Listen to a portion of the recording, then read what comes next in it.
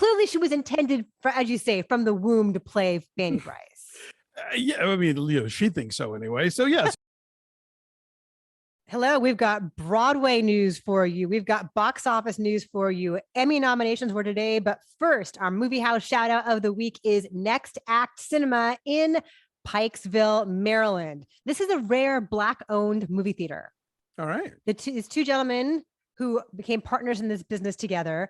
They realized that there was a need for this kind of place. And so they are like sort of an Alamo Drafthouse type of cinema where you can order food and have it while you're watching the movie. Nice. But they also are a boutique experience because they're a very small theater and they show big stuff. So like they have had Jurassic World recently. They have Thor right now, and they're going to have Nope starting next week. I first learned about them because one of the two owners of it, Anthony Fikes, was brought on stage during CinemaCon during Jordan Peele's. I remember this. Yes. Right. Yes. So Jordan Peele brought him on stage to help present Nope to CinemaCon a few months ago back in Vegas. And I thought, what a great story. This is so cool. So when Nope is about to come out, we got to team up with them. So go check them out. They opened only a few years ago in 2019. Their first movie was Captain Marvel. And so we all know what happened the following year. So they're definitely getting back on their feet and all that and could use your support. And big movies like Thor, Love and Thunder, and like Nope will definitely help them. So we'll have a link down below. Support these fantastic folks and their theater in Maryland. Nice. So today was Emmy nominations this morning. Succession had the most with 25, a show that I still have never seen. Me neither. It's on the list. There's so much television in the world. The list is but it's on the list. The list is giant. Yeah. So Succession had the most of 25. Ted Lasso and The White Lotus each had 20. Did you watch White Lotus? I've never seen White Lotus. Have you? Yeah, I liked it. You would is it dig cool? it, I think. It is. Oh, good. I know they had a ton of acting nominations, as did Ted Lasso, pretty much name a person on Ted Lasso. And they got nominated. Chadwick Boseman got a posthumous nomination for his voice work on the animated Marvel series What If. Oh, nice. Okay, yeah. Isn't that nice? Wasn't it? So I don't know if you watched What If at all, but like when we watched it, we're like, oh, T'Challa. There he is. Some shows that we do watch, however, got nominations. So The Dropout and Pam and Tommy both got nominated for Best Limited Series. Cool. From Only Murders in the Building, which we are currently recapping season 2 on our Patreon. Steve Martin and Martin Short got nominated, but no Selena Gomez. Boo. That is a travesty right there. That is a bummer. Sebastian Stan and Lily James got nominated for Pam and Tommy.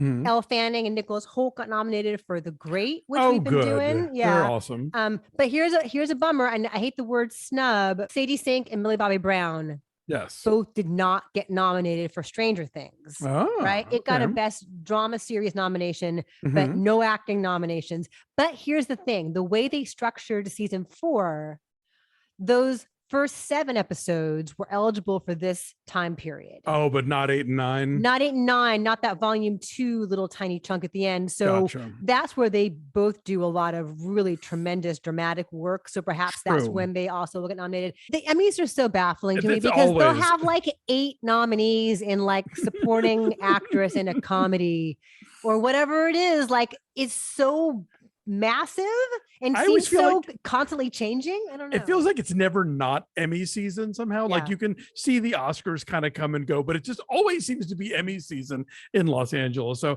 and I mean, Stranger Things also, that's such a huge ensemble that it's really got to be tricky to like pick out some standouts. But then like every single person on White Lotus got nominated and every single person on Ted Lasso and like every single person on Succession. Like true. It's just, I'll never understand the Emmys. They're really confusing and unwieldy to me. So anyway, September 12th, they're happening. There is still no host. But one thing that people were happy about today on Twitter is that Rhea Seahorn finally got nominated for Better Call Saul. Yay. Oh, she's great. She came on the old show and Ben and I interviewed her. Yes, she is always a treasure. So there is that. Thor Love and Thunder box office. It made $143 million over the weekend, which is really great. It's the third biggest opening of 2022, but it's a little shy of their expectations. I think people figured to make like 150 or so. Yeah, I was thinking about this, how, I think we'll really, we talk about like, oh, where theaters are back and we're back into blah, blah, blah. I think we'll know that we're really back when we actually start seeing competition within a weekend. I kind of feel like everybody's like, well, this one's mine, and then you can do this one. Like, so like Top Gun Maverick kind of had the feel to itself for a while. And then, Jurassic World did, and then Minions did, and then Thor did. And it's like, we haven't seen any like yet. And I think that's going to be a real test for just where we are in all this. The huge gossip that I'm so excited about digging in with you. Michele is now going to play Fanny Bryce on Broadway in Funny Girl. The whole way this thing went down is so fucked up. Okay. Yeah. So Beanie Feldstein gets cast and the reviews aren't great and they don't do very well with Tony nominations. And then she's gone for a couple of weeks with COVID. And then she announces that she's going to step aside and then announces that she's going to leave like 2 months earlier, maybe like 6 weeks earlier, and was very gracious in her Instagram post saying that they have gone in a different direction. So what? Like she found out they were going to cast Michele after all and was like, screw all y'all, I'm out of here. Like what happened there?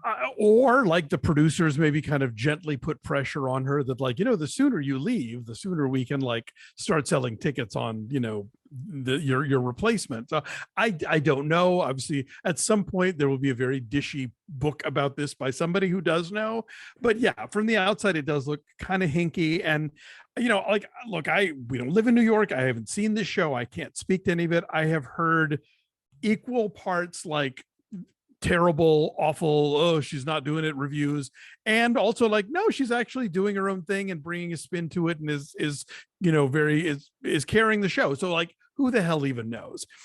I think what we're left with Michele is that clearly this is a thing that she has wanted to do since she was in Rompers. There was a whole she's never made a secret of like this being like a long-standing desire of hers. And she did a whole bunch of Funny Girl songs on Glee. And then I read some interview with her where she was like, I totally want to play this role. It's the role I was born to play, baby. But like, it was too soon after Glee. And then like she got married and she had a baby.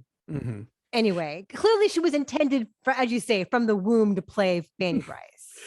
Yeah, I mean, she thinks so anyway. So yeah, so we'll see how this goes, and sometimes getting everything you always wanted is not what it's cracked up to be. So we'll see how this plays out. Elon Musk is not buying Twitter after all.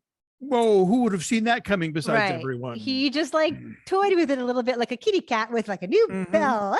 And then I don't want it after all. And there was some BS about like the percentage of bots that are out there, whatever. Yeah. And so now apparently Twitter might be suing him in response to that because it all fell apart. Well, yeah, apparently part of the deal is that if he walked away, he was going to have to pay them like $1 billion. So, that's on you, EM. We'll see how it goes. Speaking of Only Murders, we're going to have a season 3 of Only Murders in the building. That was announced this past week on Hulu. Also on Hulu, if you missed the Bob's Burgers movie in theaters, that is going to be streaming starting today. So you can enjoy it from your couch the way you enjoy the TV series, and you get all the songs stuck in your head the way we have them. And we'll have a link to our review in the show notes. Good idea. That's a good point. Julius Onah, who directed Luce, which was great, and also directed the Cloverfield Paradox, is going to direct, which is not is going to direct this 4th Captain America movie starring Anthony Mackie in that role. All right. So I heard really good things about Luce. I need to catch up with that one. It's really good. I feel like we reviewed it somewhere. I have memories of this. Not a high, perhaps. Not you. No. Okay, this is exciting news. Bomer and Jonathan Bailey are gonna play lovers in the Showtime limited series called Fellow Travelers. Yes, created by Ron Nieswaner, who wrote Philadelphia. This is a kind of queer historical romance. Like they meet in Washington, D.C. in the 1950s as the McCarthy hearings are revving up and they're really starting to root out homosexuals in the government, and apparently carries into like, Vietnam and Stonewall and AIDS and all this stuff over the subsequent decades. So it sounds like it could be really fascinating. Kirsten Dunst and Jesse Plemons finally got married. Yes. And then he brought her home to Benedict Cumberbatch, who was waiting with a banjo and a glaring look in his eye. Yeah, I missed that part. Mazel tov. I didn't even know they weren't married. right. And they've been together for 6 years and they have a kid. So they may as well just be married. And then Tony Sirico, Paulie Walnuts on The Sopranos died at age 79, like so intrinsically entwined with that persona. Absolutely. Yeah. That was just one of those, like you see him in other stuff and you're like, oh, but you always just say, oh, it's Paulie Walnuts. Like he definitely like inhabited that character so intensely that's what we think we see him. Also, we since the last time we were here, we lost LQ Jones. It's a character actor who worked a lot with Sam Peckinpah. Oh, yeah. What has he been in that people should see? I'm sure he's in the Wild Bunch. Everybody's in the Wild Bunch, so start there. It's always a good place to start with Peckinpah.